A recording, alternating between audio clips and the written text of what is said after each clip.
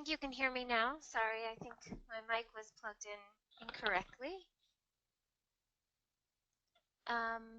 Everyone is on mute at the moment while we're waiting for people to join, but if you, I've written some things in the chat box if you would like to ask any questions while we wait. I think we'll wait probably 5 minutes before we begin.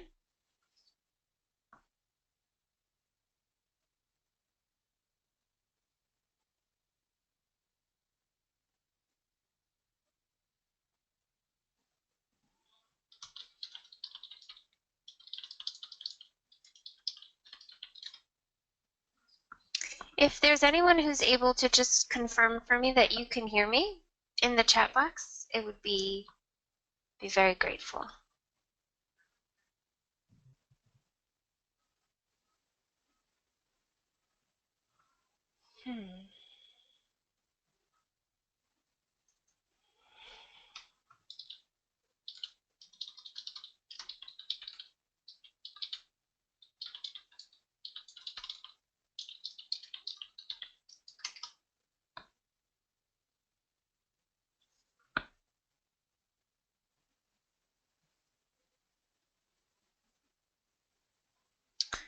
So I'm just unmuting everyone because I'm not quite sure if everyone can hear me. So could you just respond if you can?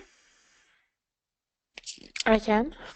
Okay, great. Thank you. I just wanted a response from someone. Thanks. Yeah. Okay, so I'm just waiting for a few more people. I'll put everyone back on mute. Thank you.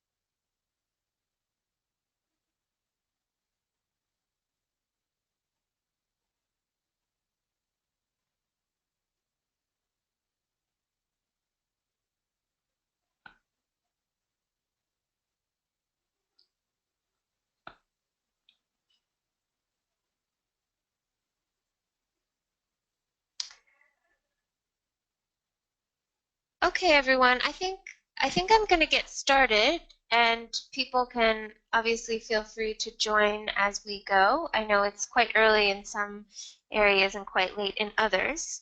I'm going to unmute everyone because it's a small group, so I was hoping we could just say our names and a little bit of information on why you came on this webinar, maybe if you're attending the upcoming COP.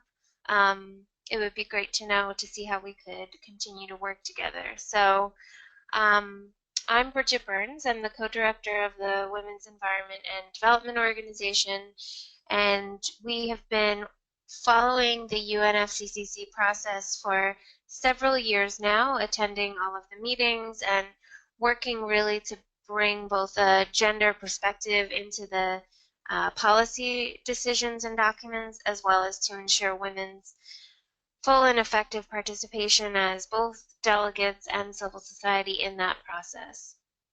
So I'm going to unmute Kanzu, and I'll call people's names out if they'd like to just introduce themselves. Or Federica?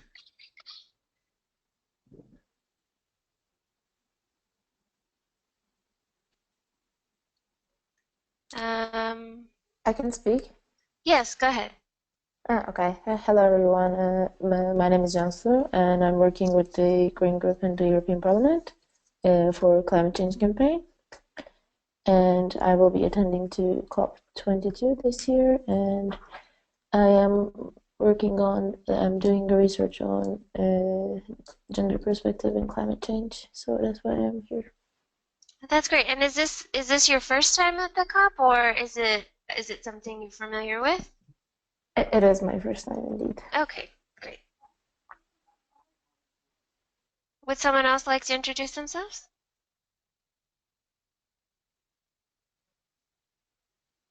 Yes, go ahead, Lisa.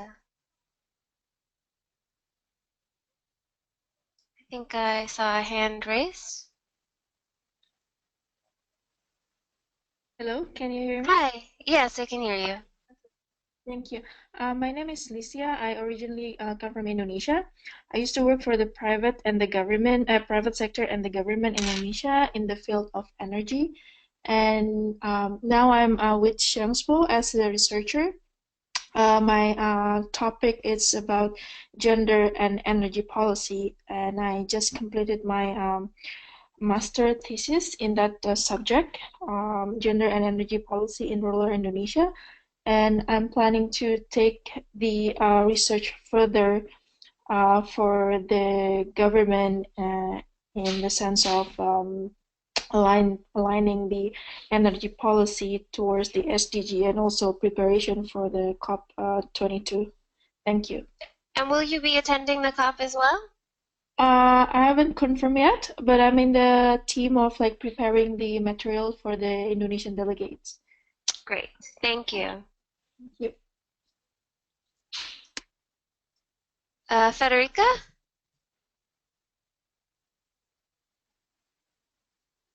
Or anyone else who's on the call who'd like to introduce themselves. It's okay if you would also just like to observe is fine as well.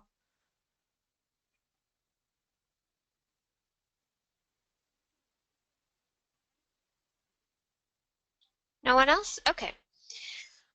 So I'm going to get started, and the reason I had wanted to understand a little bit better where people were coming from and their interest in joining is because, as you'll know, this is a two-part series, and we have given this type of training before in person, usually in the days prior to the COP negotiations for those who are going to be there and who are going to be doing advocacy. And so usually what we start with is sort of a one-on-one background on the process itself, how it's been set up, and what the sort of thematic evolutions of this process have been in terms of the broad picture. And within this, trying to also highlight some of the key gender aspects, but the sort of nitty-gritty of different areas and how gender is related will be much more deeply discussed in the second part of this webinar.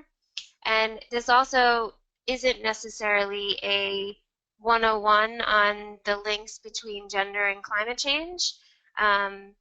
So just to keep expectations really clear about what we'll go through here, it's very much focused on the negotiations and on the UNFCCC process. And this first part will really look at the background of the history of the UNFCCC, some of the key players, and like I said, the evolution and themes, as well as then going through the meeting process itself and what people can expect, particularly for those who are attending. And I will actually have to switch PowerPoints at some point because some of my slides are missing from this particular one, but I'll let you know when I do that. There's a lot of information in these slides, and the intention is that I can share these with you so that you can do a little bit more background into the process and into some of these topic areas that you might want to study a bit more to understand where the gender lens is. At the following webinar, the part 2, we'll go through each of the different agenda items specifically being discussed at COP22 and where there may be entry points for gender. And we also have a document where we've already started to look at that, which we'd be happy to share with you. I have 2 other colleagues, I believe, from WeDo on this call. I have to apologize because I will likely be speaking and talking a lot. Our other colleagues from the constituency were unable to make this time, but we wanted to make sure we took advantage of this opportunity. So I'm going to pause at different moments if there's any questions, and please feel free if at any point you have a question, or if there's an acronym or a word or something that doesn't make sense, please just raise your hand, put it in the chat box, or just, I'm going to keep most people unmuted.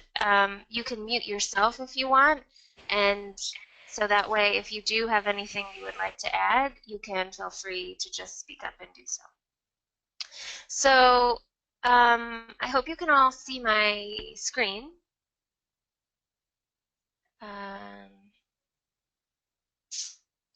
I think you can. Could someone just confirm for me in the chat box that you can?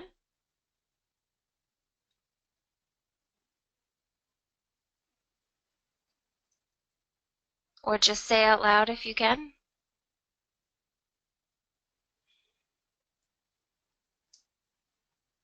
Any of the We Do people, Prachi or Mahendra, can you see my screen? We can see your screen. Thank you. It's early. It's hard to get everybody to vocalize, but thank you. Okay, so moving to my second screen, as I just said, the agenda for the day for this session, and we won't necessarily take, I think it said this was 2 hours, we won't necessarily take all of that time, is really setting the stage in terms of how the UNFCCC came about, what some of the big terms mean, and really how the sort of themes under the UNFCCC have shifted, and how gender has really evolved under the UNFCCC. And then this second piece is really geared much more towards those who will be going to the COP, but it will be a meeting process 101 to help you and also usually the advocates that we work with understand what the everyday will look like at the COP itself. And so we usually start with just sort of setting the climate change reality that we are all facing, and that has led us to the need to take this international action on climate change. I'm sure you're all very well aware of both the science behind where we are in terms of climate change, in terms of rising sea levels, as well as the understanding that climate change is really poised to become one of the most massive human rights violations that the world has seen. So that this isn't just the context of an environmental crisis, it's also a human crisis that's affecting people each and every day through both impacts that are indirect as well as direct impacts that are being faced, and particularly being faced by small island states and least developed countries. We had the 5th installment of the IPCC report, which concluded with certainty that humans have caused the majority of climate change since the 1950s, and really some of these areas are the areas where we're seeing the greatest risks in terms of global surface temperature, increasing sea levels, melting glaciers, acidification of the oceans, and also this increasing intensity of tropical storms, which is being played out in front of us every single day. And so what we have in combating climate change at the moment is this international framework. And the convention itself, and I have a bit of a trajectory on how the convention began and where it was started, but the convention itself is set up on some basic premises that it's trying to achieve the stabilization of greenhouse gas concentrations at a level that would prevent dangerous anthropogenic interference. So this is sort of the framing of the convention itself, and it's really the role of the IPCC, the International Panel on Climate Change, to figure out what the temperature rise is that would actually prevent dangerous anthropogenic interference. And the convention is really also about ensuring that food production is not threatened and that ecosystems can adapt naturally to climate change. And I think it's important to always go back to what the original mandates and framing of the overall convention are. The convention of it as itself is not, it doesn't set any mandatory limits on greenhouse gases. It doesn't give the rules or the enforcement provisions to countries in terms of how they can ensure that we're not at a level which would, or we're at a level which will prevent dangerous anthropogenic interference. And so the reason then, this is the reason that we have updates or protocols, if you will. The principal update protocol has been in the past the Kyoto Protocol, which was an agreement to set certain mandatory emission limits for developing countries. And the Paris Agreement, which is now entered into force, has a set of commitments by parties, which are based on their nationally determined contributions. And so these are the mechanisms that make the convention operational. So the convention itself does not have any of these legally binding processes, but it does frame all the guidelines that need to be adhered to in the mandates and the protocols that are set up following it. And one thing, speaking here as we do, and also from the perspective of the women and gender constituency that frames the way we look at international action on climate change, is really from the perspective of climate justice and this key principle that's part of the convention, which is around common but differentiated responsibilities. And this is that understanding that climate action should happen on the basis of equality and in accordance with common but differentiated responsibilities and respective capabilities, so that we have a common goal in terms of protecting the environment, but that we have to take into account different circumstances. And really that the responsibility to lead and to act is with developed countries. And that this is something that frames the political context of the UNFCCC negotiations. It frames the challenges that are faced in terms of coming to agreement. And also a lot of the gender perspectives that we bring in terms of trying to understand the different ways, both at international, national, and regional level, that climate change affects people and communities, not just among countries, but within them as well. And so the timeline of the adoption of the UNFCCC, again, I'm going to share these with you, and this is not necessarily something that, it's not required to understand, but I think it's helpful to see how things have evolved and how we got to this international agreement on climate change. From raising public concern a very long time ago, sadly a long time ago, in the 1970s over global environmental issues, in the 1980s to seeing that scientific evidence linking greenhouse gas emissions and the risk of global climate change. You had the first report of the IPCC that stated human-induced climate change was a threat in the 1990s, and that led to a resolution that mandated a framework convention. So in 1990s mandated that there should be a convention on climate change. And I put in here something that took place in the 1990s as well, which is significant for We Do and a lot of women's groups that work at this intersection of women and environment.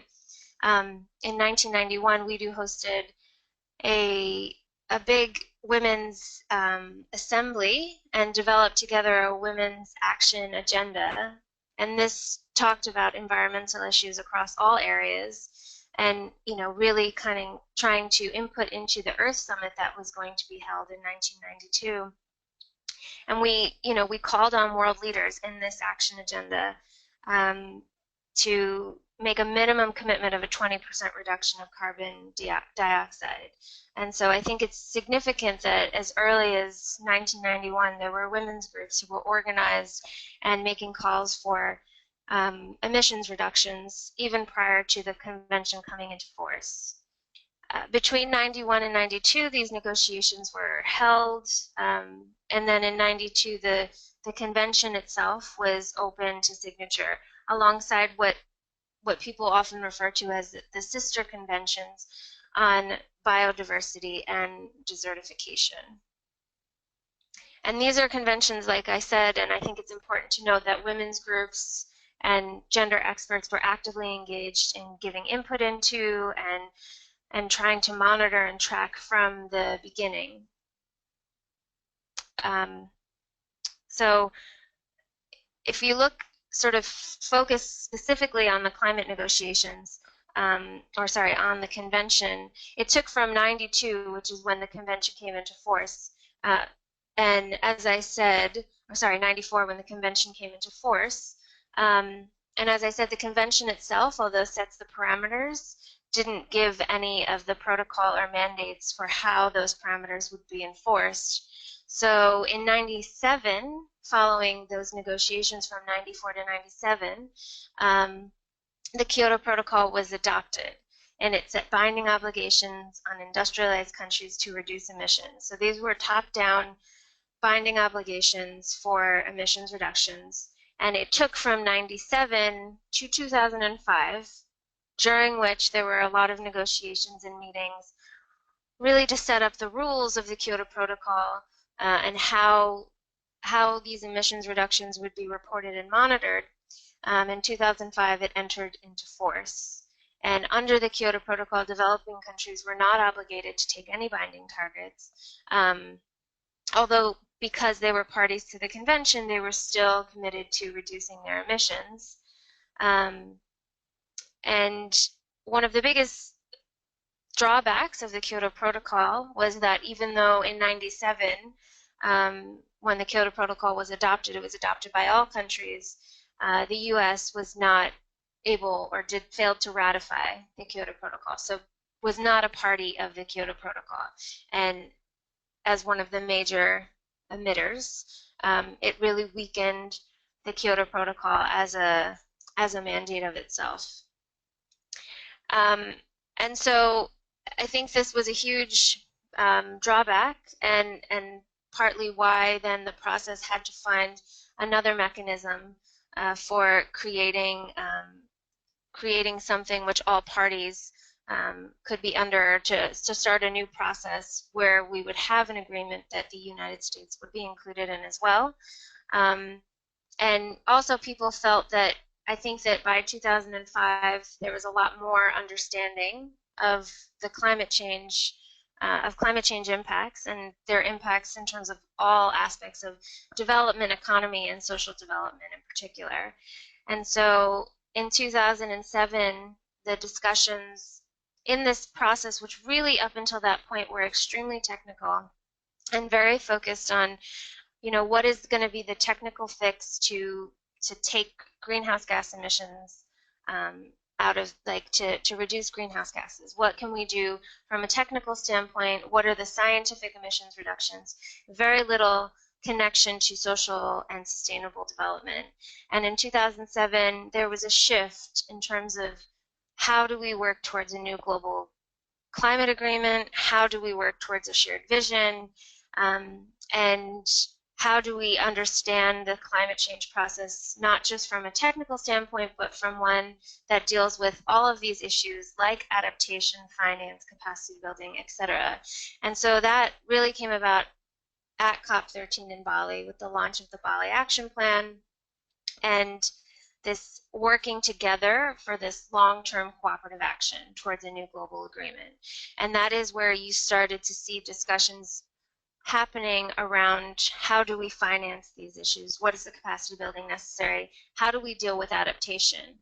Which, before that had been very hard to discuss in the context of climate change because the focus was on mitigation, and there was a lot of hesitancy into accepting the fact that climate change was happening and that countries were already having to adapt. And so 2007 was really the start of a much broader picture that we're in now, and a much more complex, but also a complex process, but one that's also reflective of where we are with climate change inaction. So inaction has really led to a much more complex issue, a much more complex challenge. And so the understanding in 2007 was that there would be a new global agreement adopted in 2009 at COP15.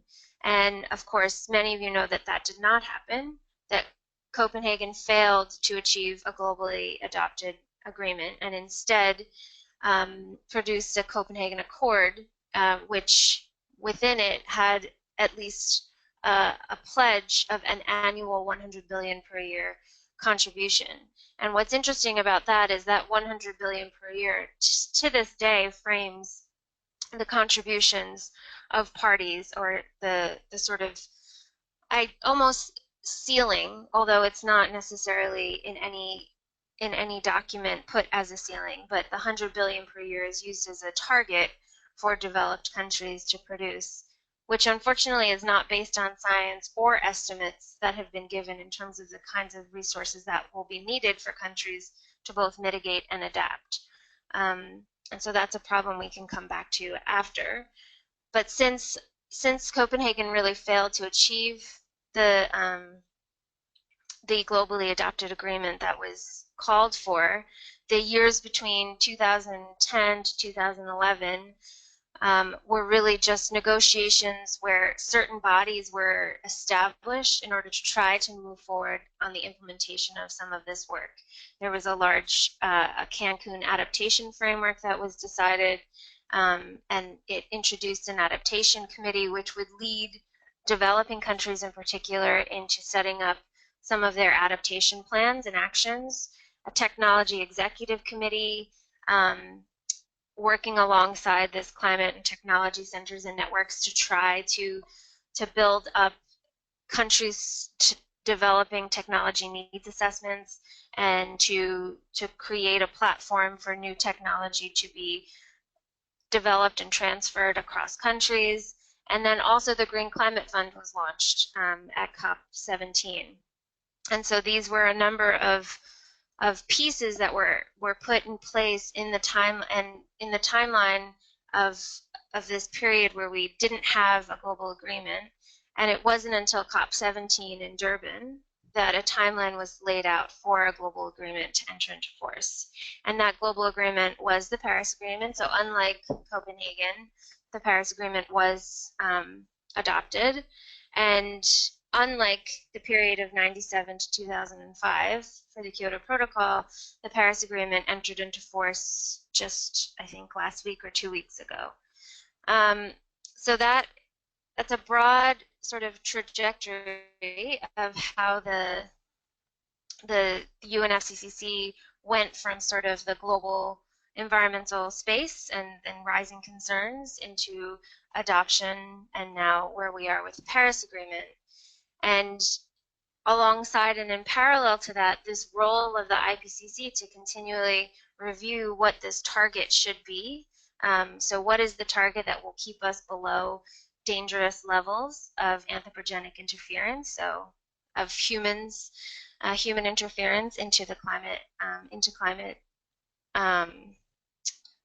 into the level of emissions. And so that has also been reviewed at several time periods. In terms of 2009, under the Copenhagen Accord, really kind of endorsed this cap on global temperature increase by 2 degrees. And that was supported under the Cancun agreements as well.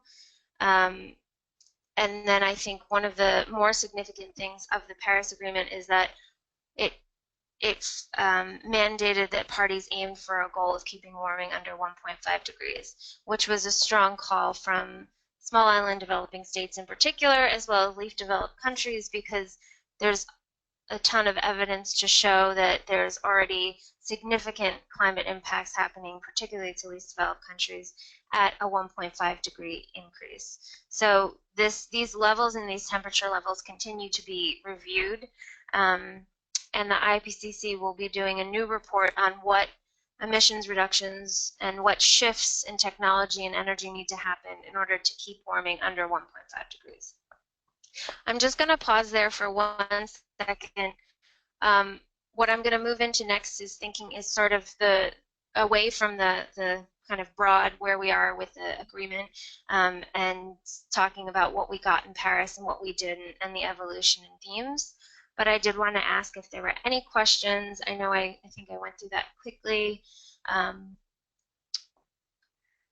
So I'm just going to see if there's any questions or points of clarification.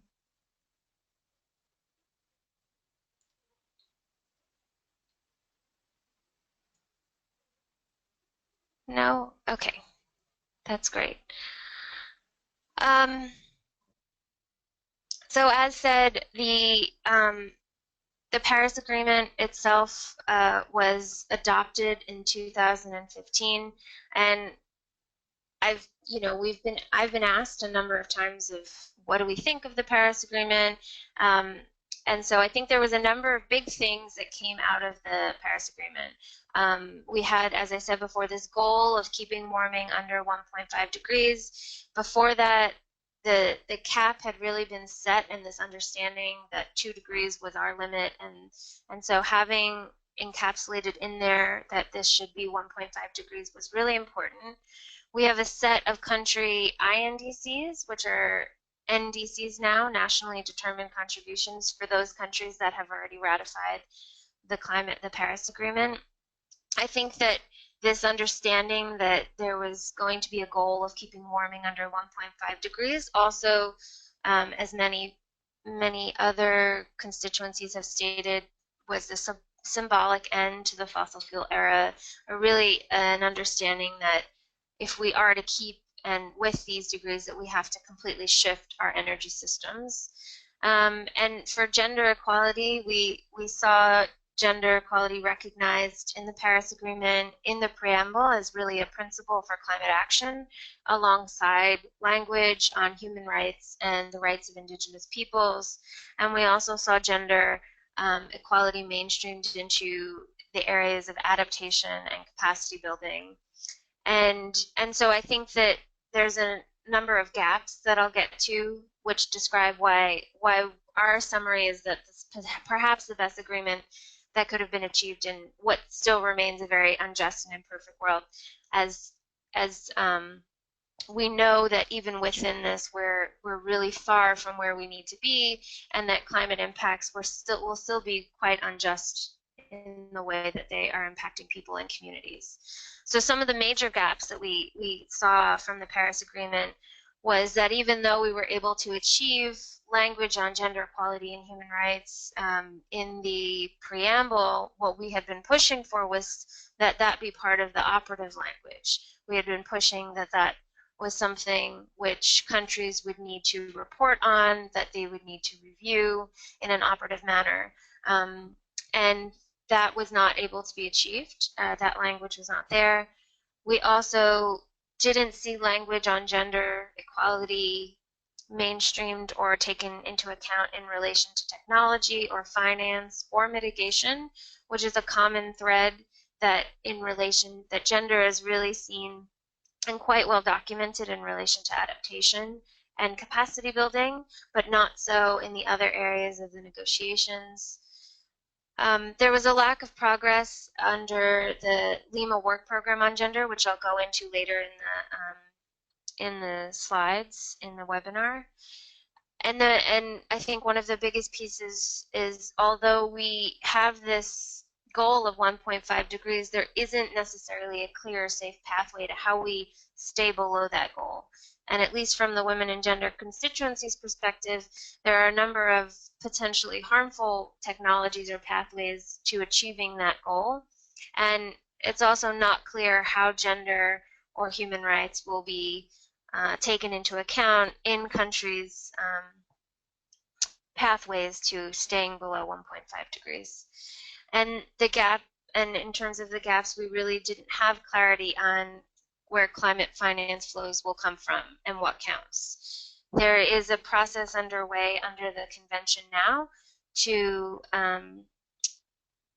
try to understand or have a very clear guidelines for what counts as climate finance and what doesn't, so that we can all be much clearer on where the money is coming from, and also that countries aren't just repackaging development finance into climate finance, for example. I put a link in here, and I can share that with you again, because countries have just released a finance roadmap to 100 billion, which is interesting because it does show concrete commitments from different countries on what funds they will be putting forward on climate action. And so you can go through and see what the direct commitments are. the sum of the total is very far from where we need to be. And as I said, that 100 billion in itself is a very unscientific number. So I think that this is continually an area to make sure that we are creating the financial flows that are necessary. And a lot of that means reprioritizing our investments at national and international level. So I've mentioned this before, but I think that an evolution in themes has occurred under the process itself. One of the biggest areas is in relation to mitigation, where I think the biggest evolution is going from top down to bottom up. And I should have added here going from a very firm CBDR to applicable to all. So I've added just some acronyms here because there's the UNFCCC process, as you probably are aware, is made up of nothing but acronyms. And these are the ones that are related to mitigation. And I added Corello there because it's my favorite acronym. And I had to spell it out because I always forget what it means. But essentially, you have, I'm not going to go into each of those ones, but under the Kyoto Protocol, as I said before, there was really, this was top-down emissions reductions for developed countries. And developing countries were not mandated to have these emissions reductions, but they were, of course, encouraged, or as part of the convention, as parties to the convention, they were aiming at reducing emissions, but they didn't have quantified emissions reductions. And what we've moved to is in the nationally determined contributions is a setup that all parties, so the idea was that, and this happened in Durban, that the new Paris Agreement or the new agreement, the global agreement, would be applicable to all. And it's partly why the conversations between Durban and Paris, 2010 to 2015, were quite difficult. Sorry, not 2010, 2011 to 2015, because countries were trying to define how these targets or how the global action could be applicable to all while also preserving the understanding of common but differentiated responsibilities. And so that idea, the CBDR concept, has been challenged in many ways and watered down to some extent. But what we have right now is this set of country NDCs, and these are commitments that countries have put forward of once the Paris Agreement enters into force, and once they have ratified it by their countries, that they will start developing low emission development plans based on what they have committed to in their NDCs. And the challenge with the NDCs is that the estimates that have been done by the Secretariat show that the NDCs really only equate to a world of 3 degrees. So nowhere near, and that's a very sort of conservative estimate, because many put it at, in terms of because of the finance that is needed to actually implement the NDCs and the gap in finance that we have, many put it at well above 3 degrees. So there's a huge gap in terms of being close to the 1.5 degrees that is aimed at in the Paris Agreement. But there are a collective set of NDCs by countries now that can be reviewed, and this is really the process in terms of mitigation and how it will be taken forward under the Paris Agreement. I'm not going to go too much into NAMAs, but I wanted to just highlight that as a concept and a term in relation to mitigation.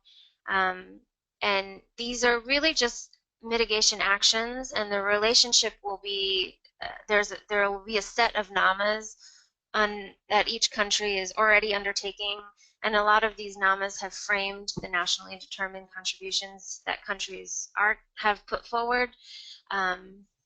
And so you can find out, there's a NAMA registry that you can go to see what some of these actions are. These are both national level actions, which have been formally submitted by parties, as well as individual actions by groups.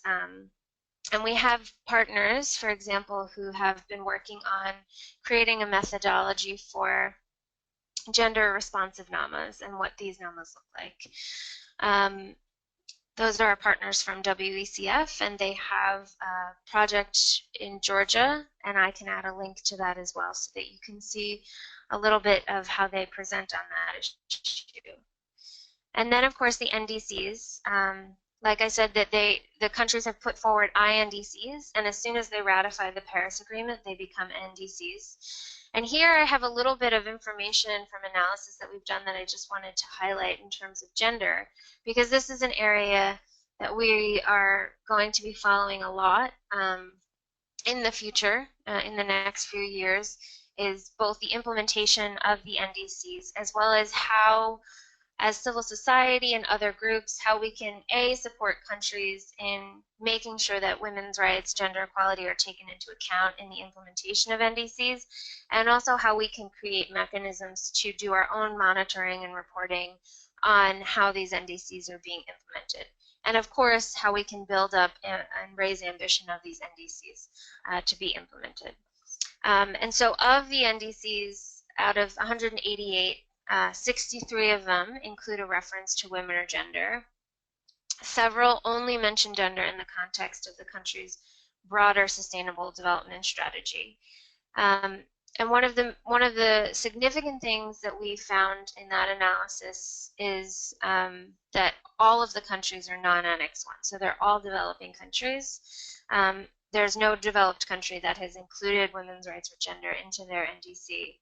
And it's significant both because it really reflects a trend that we've seen in the process itself, where gender and women's rights is really understood or sort of pushed in the context of developing countries, but isn't understood necessarily as a lens for climate action and development in relation to developed countries. And when developed countries do report on their work related to gender and climate change, it's usually just development work that they are doing.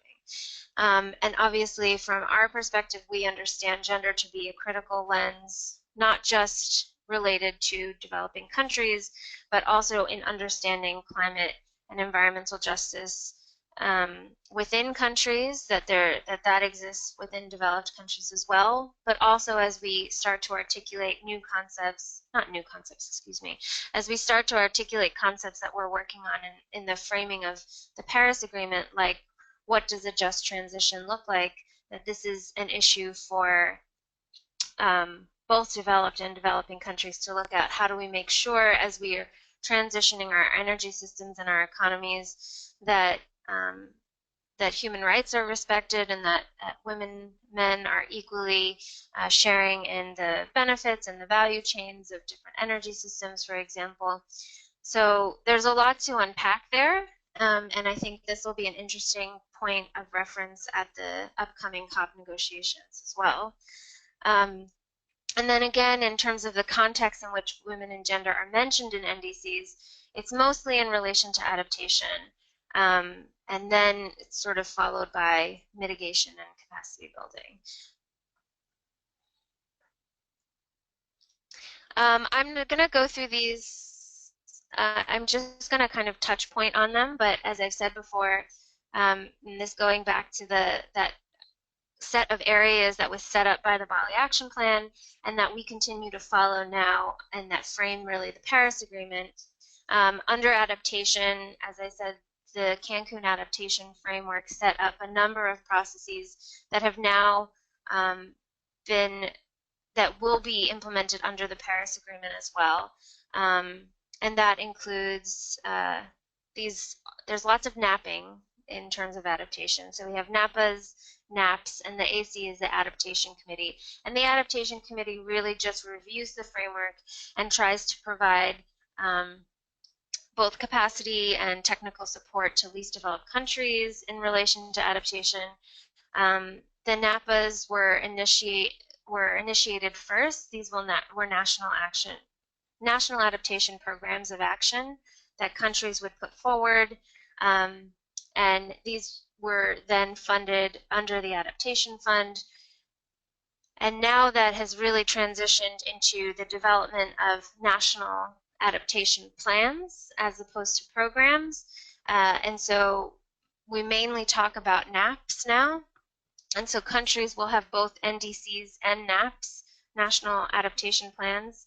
And these are really supposed to be development-wide adaptation plans, long-term adaptation plans. And so countries will need to figure out the relationship between the NAPs and the NDCs.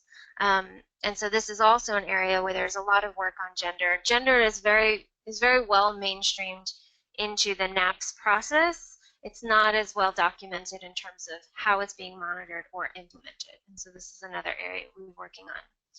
And then, of course, just as we were challenged to move from mitigation to adaptation, we've now had to create a space for talking about loss and damage within the UNFCCC context. And this is really important to understand as separate from adaptation. This is talking about really the loss and damage that cannot be recovered, and cannot be adapted to, whether it's loss of culture and ecosystems or livelihoods. And we're seeing this narrative and this work stream and advancing all the time, even to the creation of a new status, for example, of climate refugees, which has been proposed under the UN General Assembly as well, and is related to this context of loss and damage, where there's loss that is happening in relation to climate change that there is no possibility of adapting to. So what has been created is the Warsaw International Mechanism on Loss and Damage, also known as the WIM. And really, under this, a lot of the work is about knowledge exchange and collecting data. And there is language under loss and damage, under the mechanism, that gender analysis should be taken into account in understanding loss and damage, that sex and gender disaggregated data should be collected. One of the biggest challenges with loss and damage, again, is very little, is any commitment to financing loss and damage, and also trying to make the financing going to loss and damage separate to, but as important as financing going to adaptation. So making sure that loss and damage finance is in addition to adaptation finance, and adaptation finance itself is already woefully under what's really required. So I think financial implementation of the international mechanism, the Warsaw International Mechanism, is a big challenge. Technology is made up of technology needs assessments, as I said before. So countries do a series of technology needs assessments. There's a technology executive committee similar to the adaptation committee, in a sense that they review the technology needs assessments. They also report on the work of under the technology piece of the negotiations. And then we have this Climate Technology Center and Network, which is a broader network of both parties as well as civil society organizations. So your organization could become a member of the CTCN network. So you should visit that website if you're working on energy in particular. And again, this is an area that we have worked really hard to ensure gender assessments and analysis are included in the TNAs and in the work of the Technology Executive Committee, but it's been, even though I think that there's ample evidence and a lot of information about the links between different technology sources and energy systems, as well as both energy use and energy access and its relationship to gender, it's still been quite challenging in this area, as well as the area of mitigation, to mainstream gender into these processes. With finance, I think the main things to say about finance are that the operations of the overall financial mechanism under the UNFCCC are entrusted to two bodies, the Global Environmental Facility, the GEF, or the GEF, and the Green Climate Fund, which was adopted at COP17. And both of these financial mechanisms are accountable to the COP. They're accountable to the Conference of Parties, and they have to report on their policies and their program priorities. And so there are other mechanisms like the climate investment funds that do serve to bring funding to climate action and adaptation, but it sits outside of the UNFCCC. And then within something like the GEF, there's several special funds that fund some of the activities of least developed countries, like the Least Developed Country Fund, the Adaptation Fund, and I think one of the most significant things that we follow in terms of the Green Climate Fund is in its inception, from its inception, the Green Climate Fund was all its activities were mandated to be gender sensitive. And so there's been a lot of follow-up in terms of the Green Climate Fund to creating a gender plan of action. And retroactively, there's been a lot of work under the GEF to create a gender plan of action, a gender policy. And the GEF has just recently released its gender policy. And under the Green Climate Fund, you can see now from its website that all of the the projects that have been implemented or that have been approved are required to have a gender focus, a gender lens, or gender mainstreamed piece within it. We have seen that some, in its sort of rush to approval under the Green Climate Fund, a couple of the projects most recently approved didn't have the adequate gender mainstreaming that would have been required or should have been required, it seems. And so this is, again, an area where we've been able to see mandates on gender be integrated into the finance piece, but that needs a lot of follow-up in terms of ensuring that that's actually being implemented on the ground. And there's a lot more to potentially say about the Green Climate Fund in terms of the ways in which women's rights organizations are doing advocacy around this fund. Obviously, I think at a basic level, we are following and trying to integrate technical language into the different decisions and just following those decisions as they're happening. There's also a much broader political level, which is about challenging who is an accredited entity and also what kinds of financing and how much, and trying to encourage more funds for the Green Climate Fund. But then also the higher level of actually trying to challenge where funds are being prioritized to make sure climate action is getting the kind of investments that it needs over certain other activities, for example.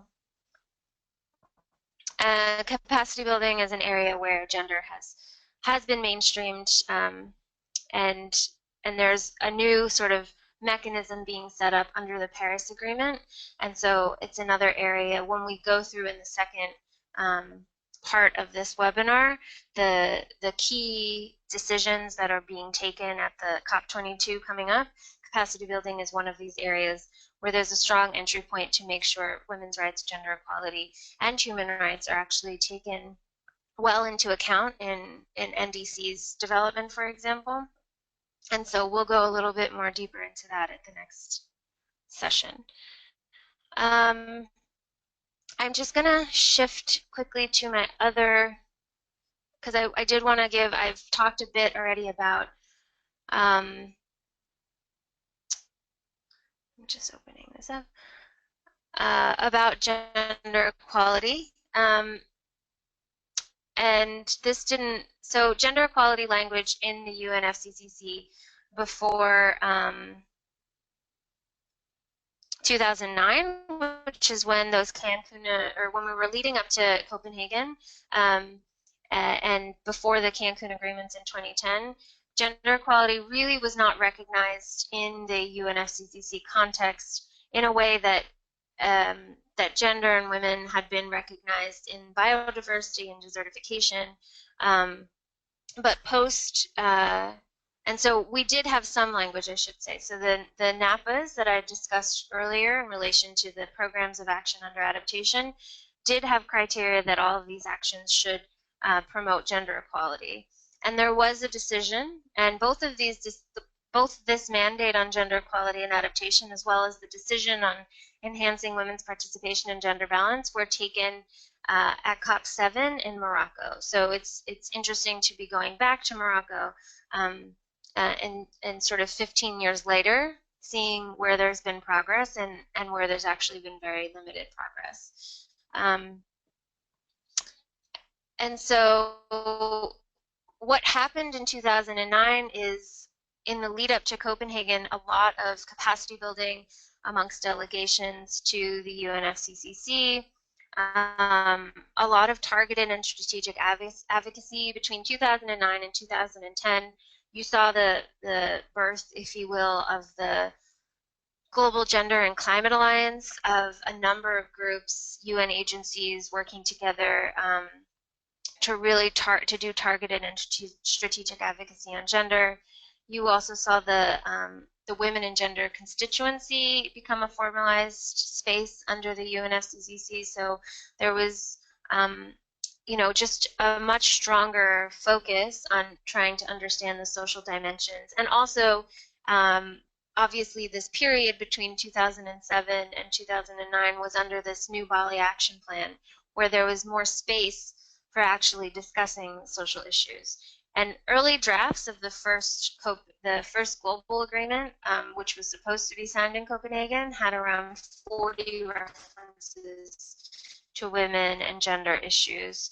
And in the end, the Copenhagen decision agreement didn't come about, but it created this groundswell of advocacy space and technical knowledge that meant that in Cancun, we were able to see gender recognized across several areas of the negotiations. And these mandates that were achieved at the Cancun agreements in 2010 have really set the stage for a lot of the decisions that have been taken later on, because these references were in relation to adaptation, capacity building, technology.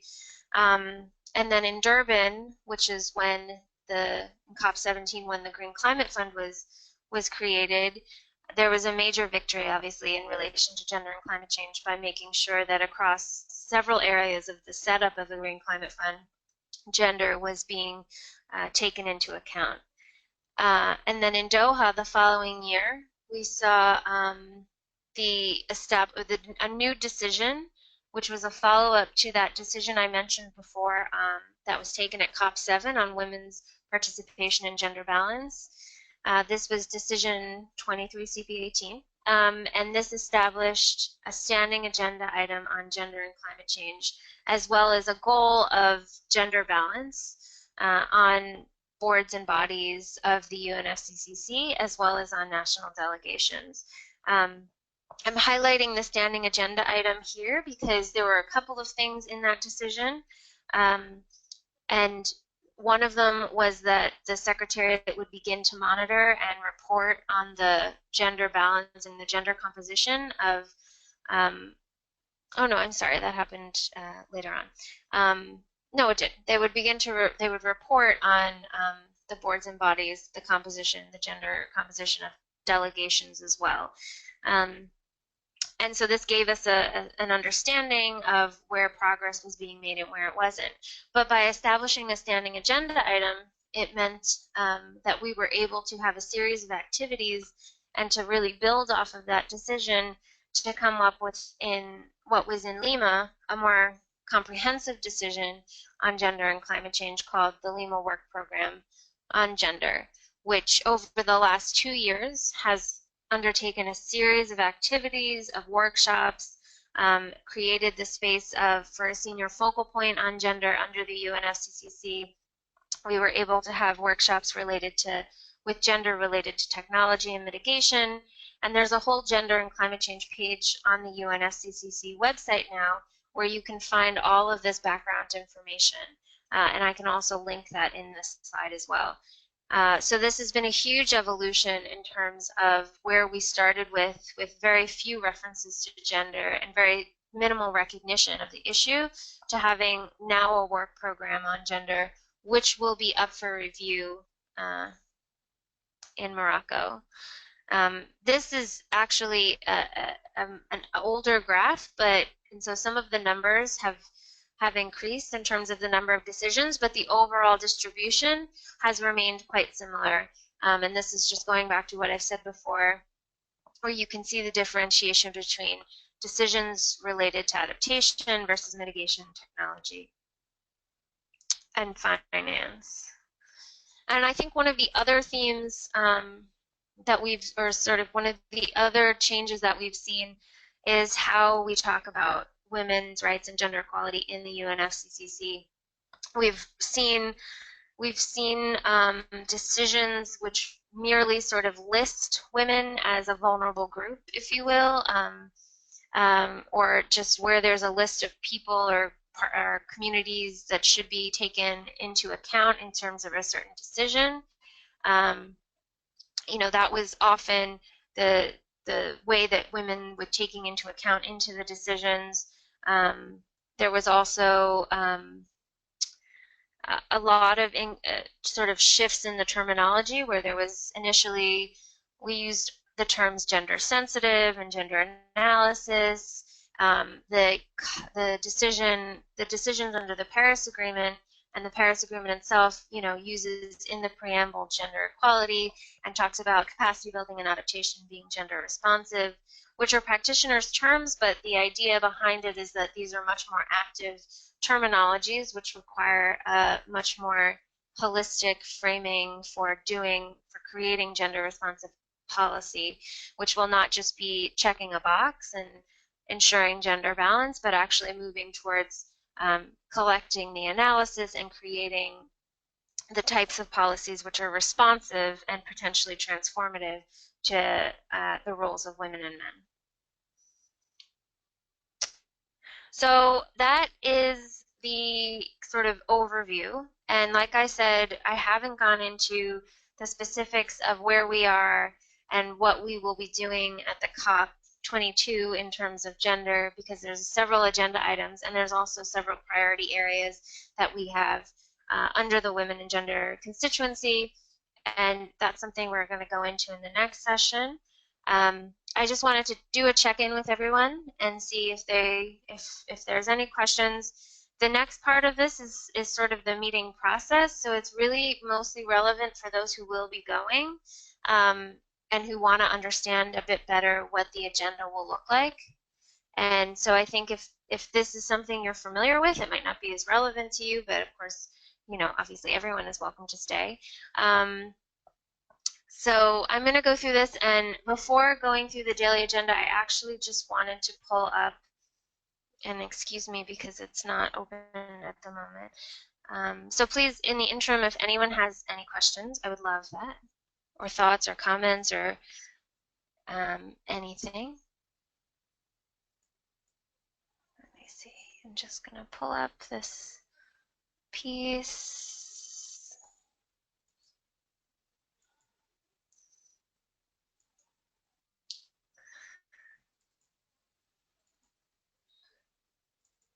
Okay. So some of you will have already received this, key gender events that are happening at COP22. The one thing, since we're going into the daily meeting, into the meeting process, the meeting process is going to be really focused on how the actual negotiations are going to run.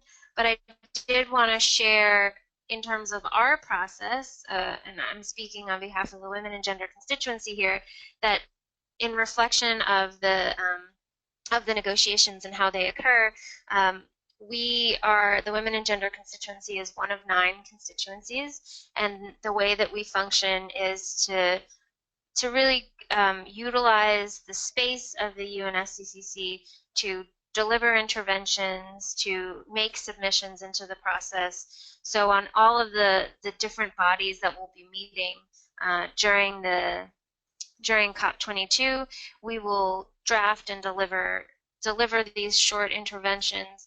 And we also do kind of higher level advocacy then and movement building, using that space to share experiences and views, and also think about what our big asks are. So not just what we want to see in each of the agenda items, but what are our big asks for climate policy.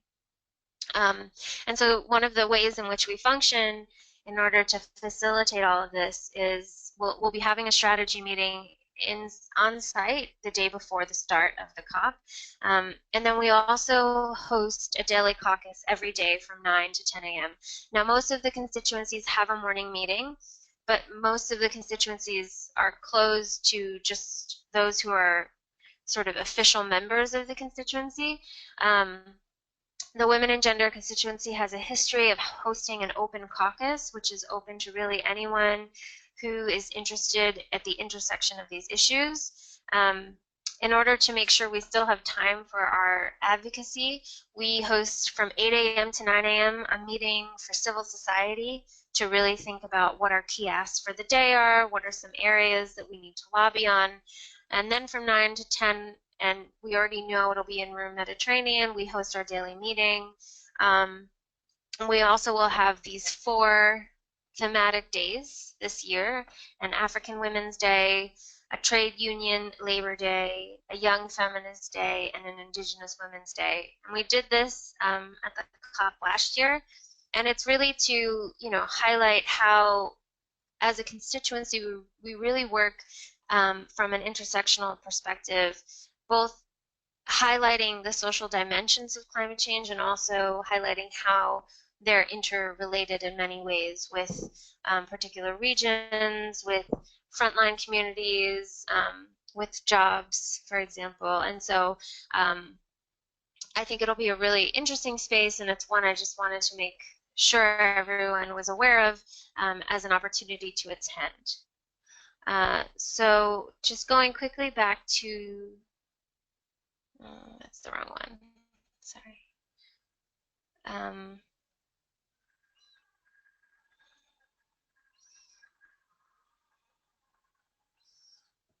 Oh, it was that one, sorry. To the daily meeting process. I think this is quite simple, and you can find on the UNFCCC website the overview schedule of what the COP will look like. It can be a very complicated space because there are at this session there's 5 different agendas that are occurring basically in parallel.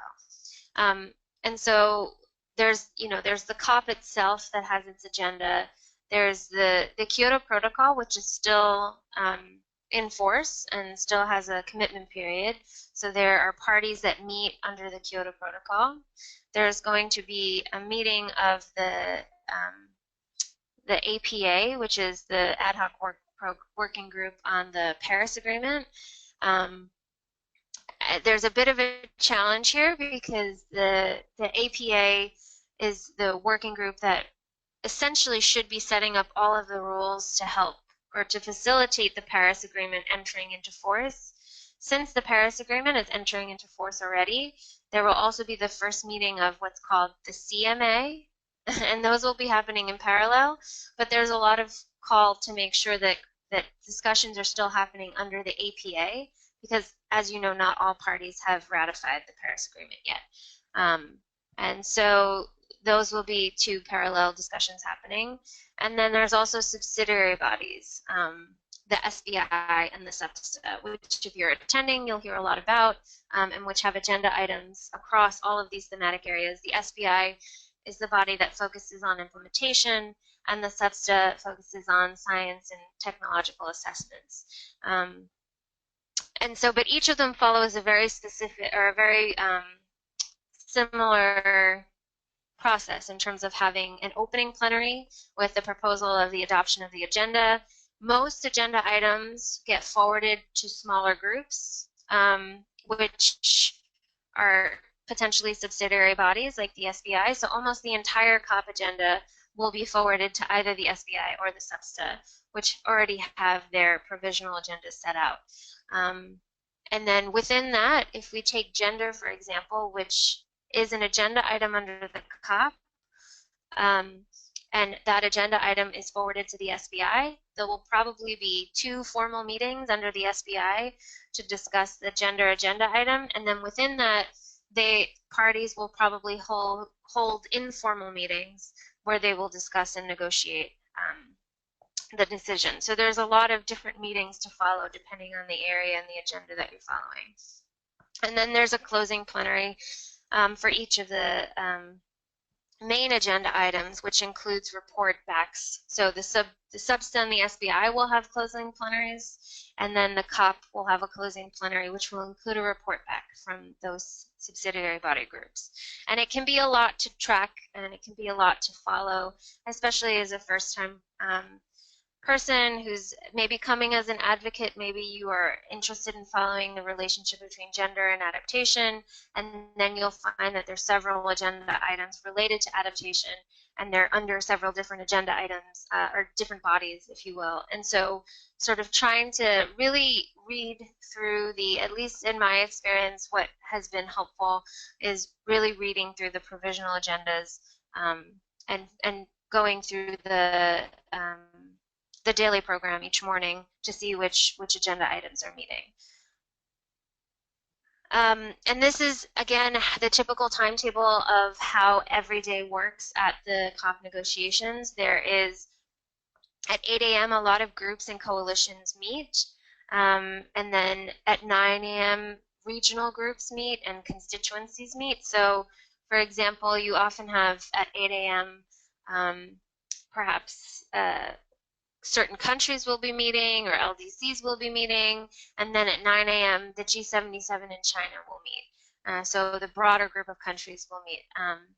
And this is often a time when you can catch different parties to have meetings with them, and it's a good time before they go into their regional group meetings in the morning, because that's when they can usually put forward suggestions of different types of language that they'd like to see in the agreements. And as I said, the constituencies meet at both 8 a.m. and 9 a.m., depending on which one. From 10 to 1, there's official UN meeting time, so there'll always be agenda items happening between 10 and 1.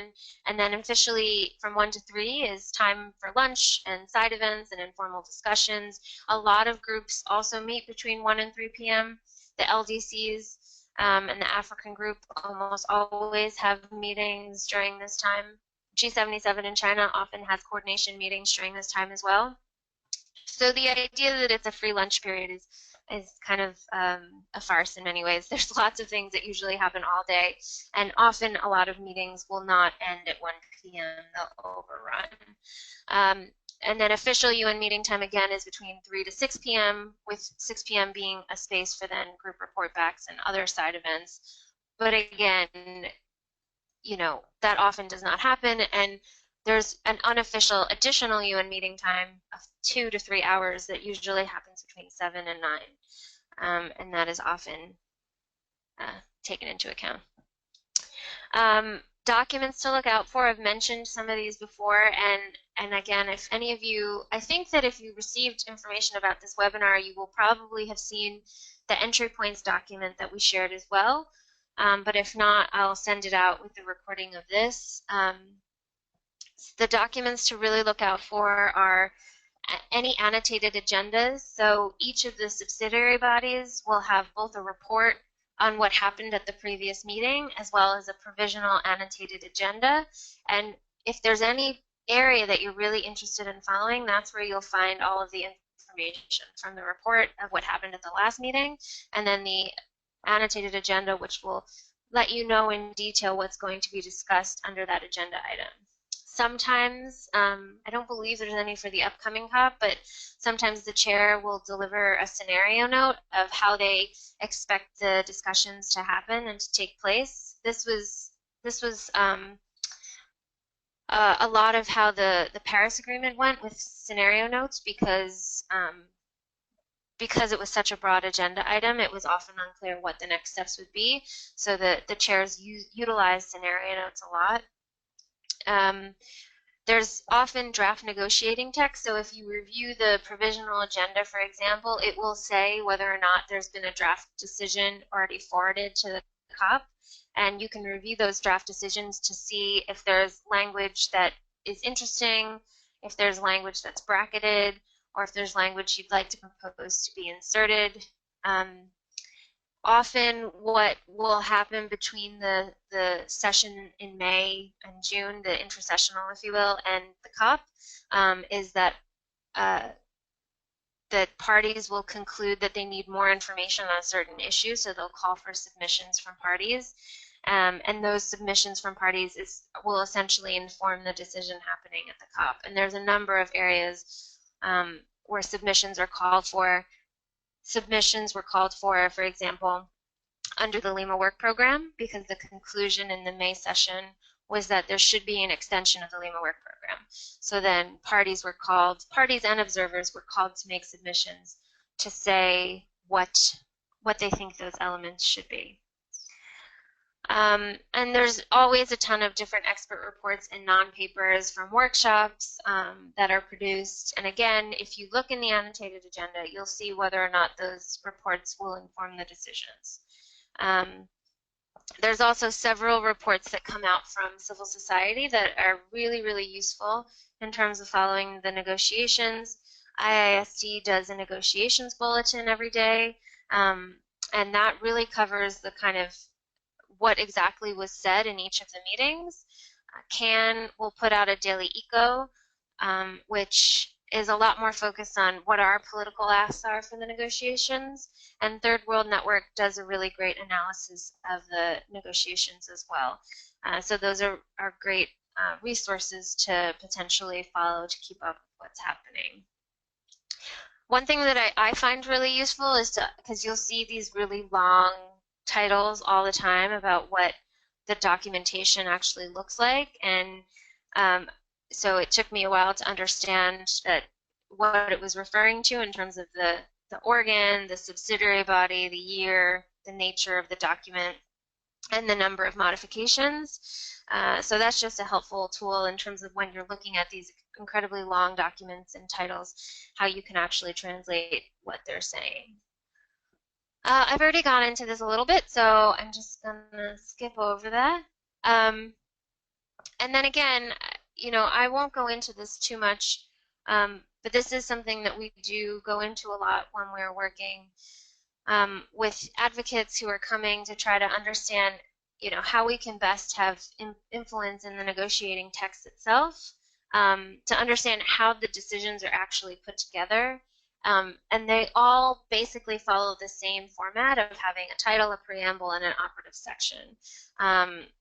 So having a section which is about recalling and noting, and really understanding that it's about putting the operative part into context, but not having really a binding legal value in that way.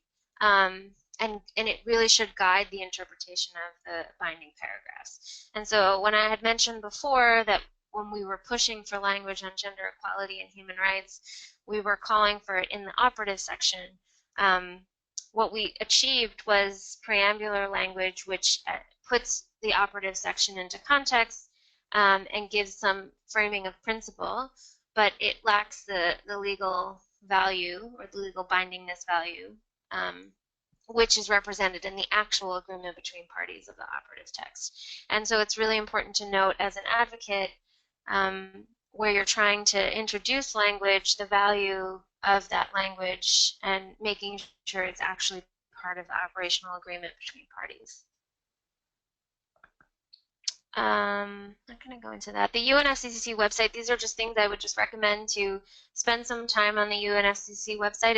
It seems complicated, but I think that once you have taken a look at the provisional agendas of these different subsidiary bodies, it doesn't actually become easier to navigate, but you at least have some sense of the documents that you're looking for.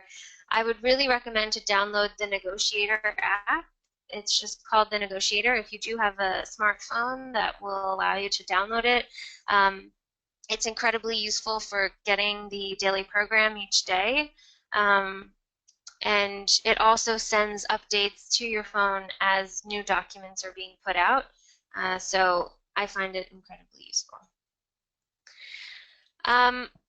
So the next part is really sort of effective advocacy in terms of how we do advocacy, but I think that this is this is something I think we'll go a little bit more into the both in the next piece, in the next part, as well as in person when we have our on-site strategy meeting.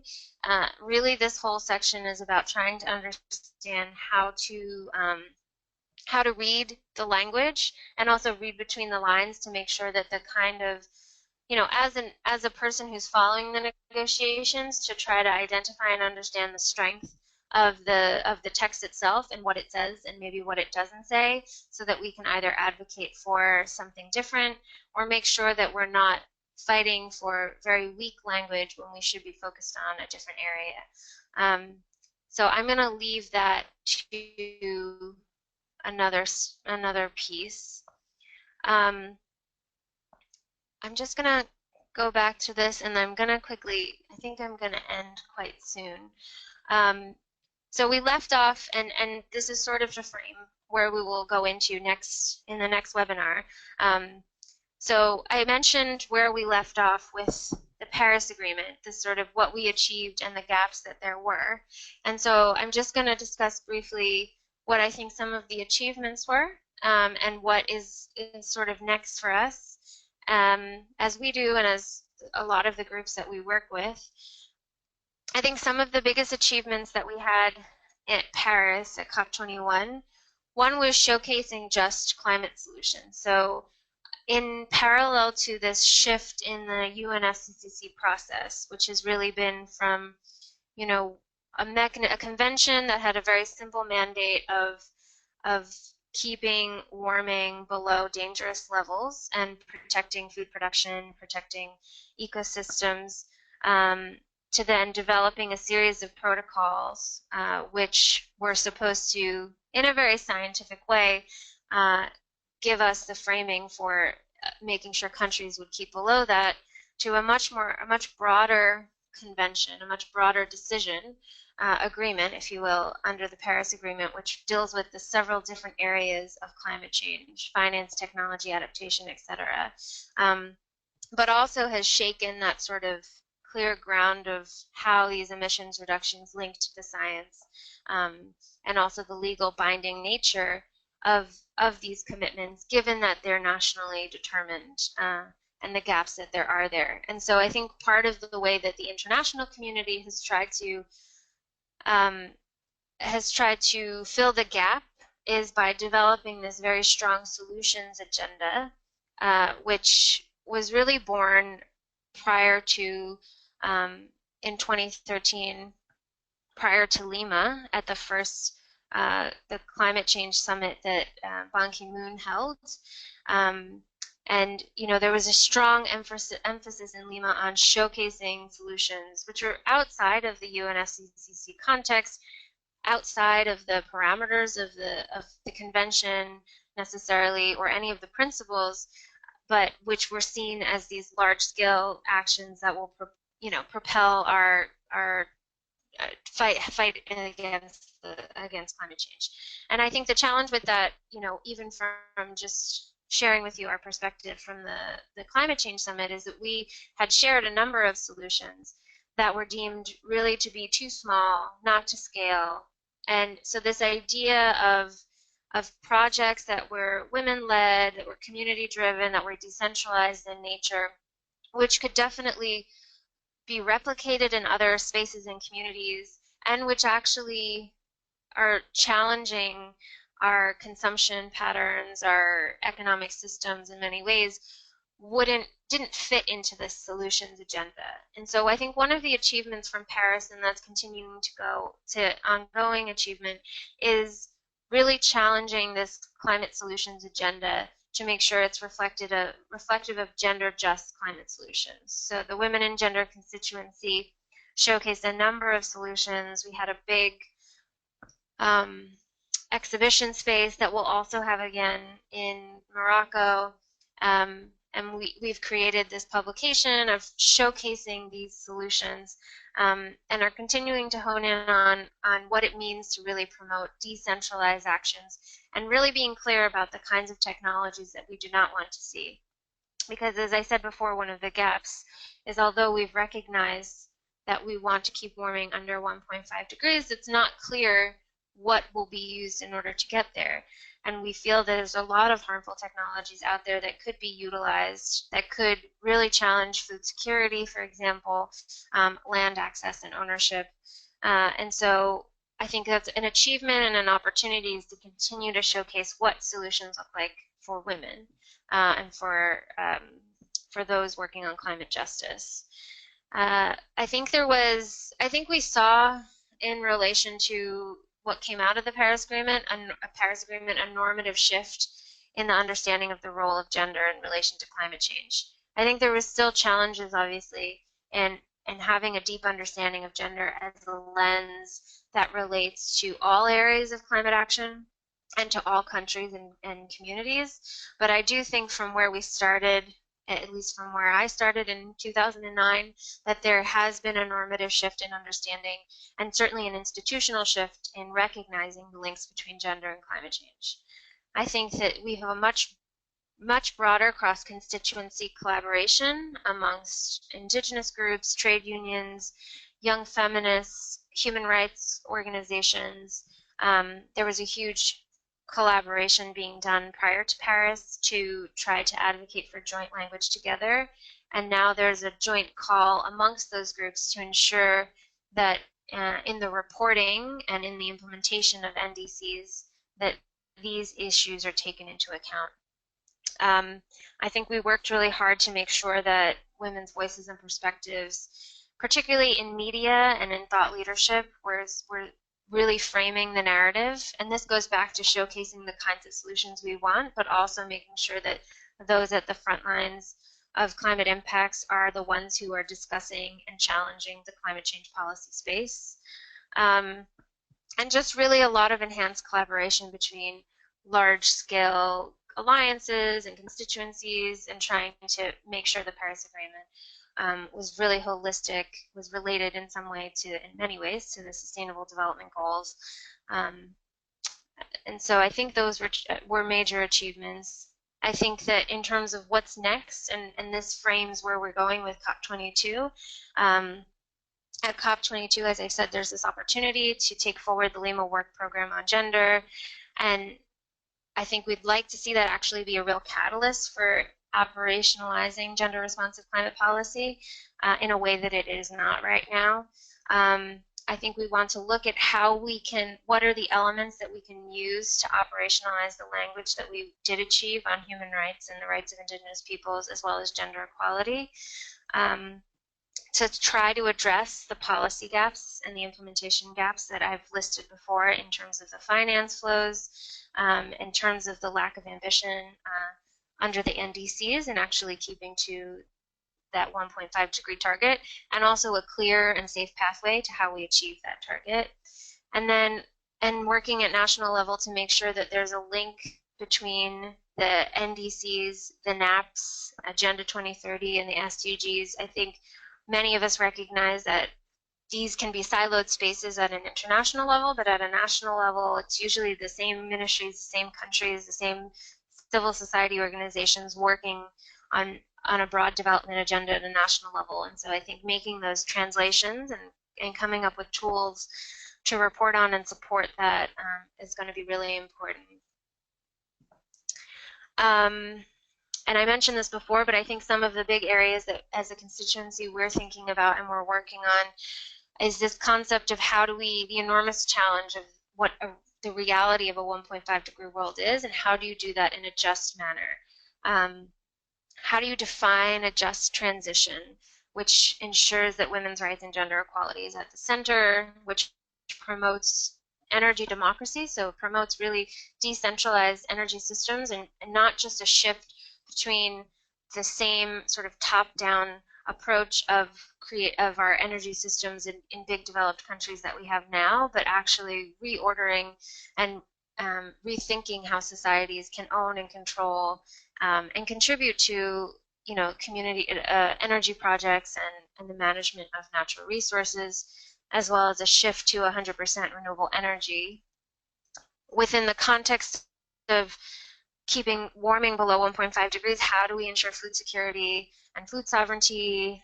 How do we, take into account the impacts that we'll have on land use and agriculture if some of the technologies that are being proposed are actually implemented? Um, what does a just transition look like in relation to this new urban agenda? I know my colleague Eleanor was just at Habitat, and maybe some of you were as well. But again, how do we make these continual links? Um, so I've just talked for a long time, and I think I'm going to leave it at this. And again, the idea behind this is that we have a lot of, we very much want the women and gender constituency to be a space where we can, at the COPs itself, hold these open caucuses and hold these dialogues to really think about the intersectional nature of gender and climate change. We also want to really build up the capacity of the women advocates that we work with and those who actually attend the COPs from a gender perspective to have the technical background in the process itself to be as strategic as possible in terms of making interventions into the process. I think we work from a methodology of being at, under, and throwing over the table. So we need to be at the table and understand the process. We need to be sort of throwing the table out the window because we don't, agree with the process, and it requires multiple levels of knowledge and understanding. And so that's why we have delved a little bit deeply into the kind of nitty-gritty of the process itself and the different areas. I've found in my working on this process, the only way to really understand it and actually try to make it more equitable and just is to understand it really well, and to continually hear these terms and acronyms and also understand a bit of the background of how it was set up. So that's how that was designed. And like I said, what we hope to do with more of our women and gender constituency members engaged in the next piece is to actually go through how we're going to work together at COP22. What are the different areas that we're of the agenda that we're going to be pushing for gender language or for rights language, for example? What are some of the new mechanisms like the Sustainable Development Mechanism or the Global Climate Action Agenda that we're going to be challenging potentially, or just trying to understand better? So I'm going to leave it at that.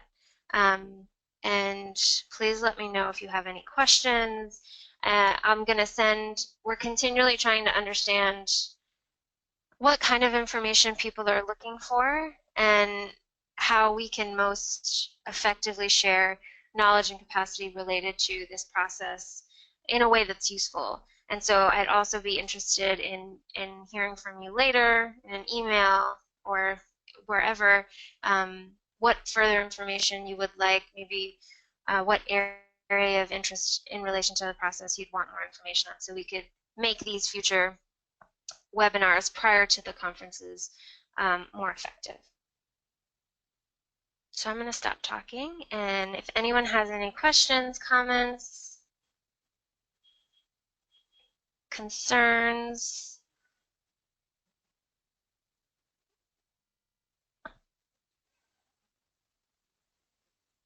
Yeah, if you have, you can just, I'm sorry, I didn't realize I had everyone on mute. That's terrible. Okay, go ahead. Yeah, sorry. I don't know if if you like us to send a question later, but I can also put a question now, maybe. No, please go ahead. I was wondering, like last year during the Paris Agreement, there has been also a lot of advocacy going on outside of the COP, like the People's Climate March and etc. So in this when we take this to a gender perspective, do you think it's like necessary to do this kind of advocacy outside of like negotiations, or is it being done? You mentioned some things on going on in Warsaw, but I am not like very clear what are they, or like what has been done outside of the like, let's say, bureaucratic and very technical negotiations, like advocacy or campaign. Yeah, absolutely. I think that's a great question. I'm just trying to pull up a site right now.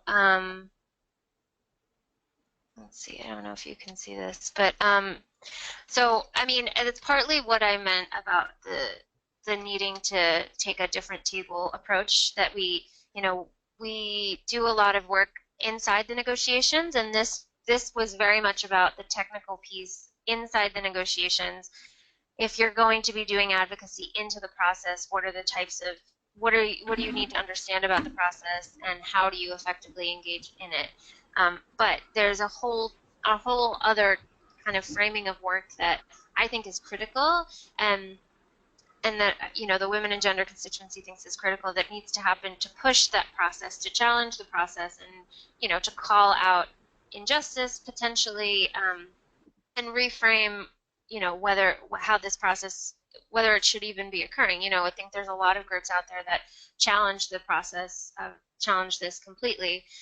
The women and gender constituency was one of, I think I will say, the strongest reflections after the Paris Agreement was adopted, in terms of, we had an intervention at 2 a.m. that day, after all the parties had left, really giving or delivering a reality check to governments on the gap and what was lacking in the Paris Agreement itself. So I pulled up this Women's Global Call for Climate Justice, which is something that was launched last year. And there was a series of actions and activities that took place under this campaign, which were really about challenging, global climate action in general, to make sure that we were really calling for climate justice. I think the ways in which we try to bring this into the actual negotiations, into the technical advocacy, are through things like challenging the solutions agenda. So we're challenging what kinds of solutions are being put forward. We're calling out what we would deem as false solutions, in many instances. And it's also why we push for language around human rights obligations, for example, or gender equality.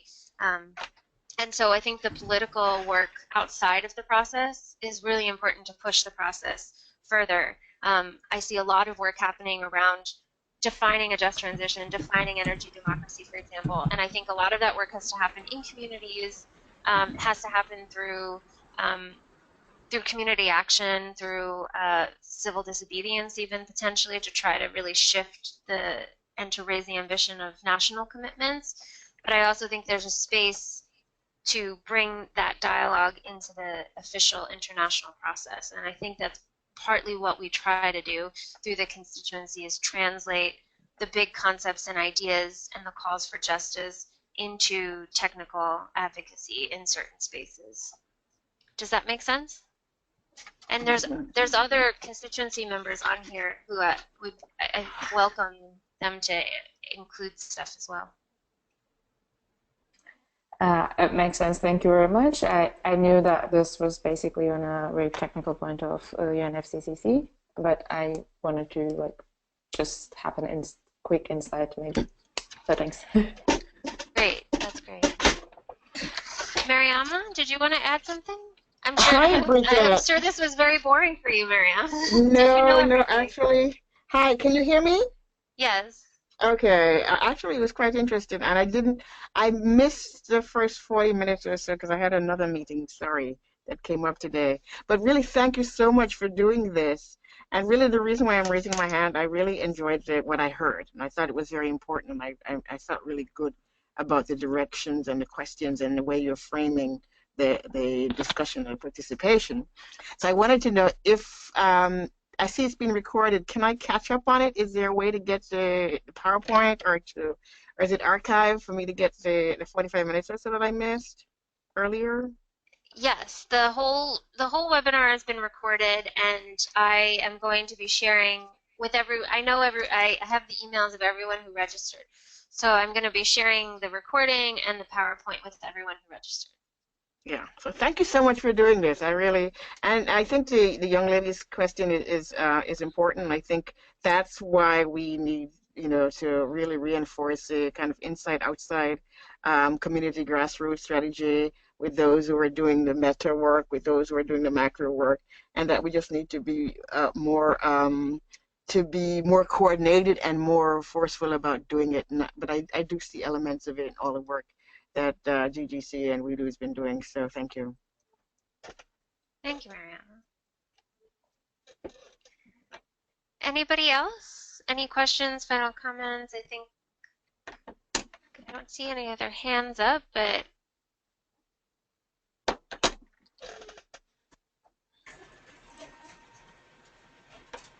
okay. Well, if there's nothing else, I think that I will close, and we'll work a little bit more with our other members on the agenda for the next session, and we'll share the recording of this with you, and then the agenda for the next session, and hopefully we'll meet and see some of you at the upcoming COP, or if not, that we'll have you actively engaged on our listserv with our supporting our advocacy. So thank you so much for making the time. All right. Thanks a Have a lot. nice day. I'm going to end the call. Thanks, Bridget. Bye. Thanks.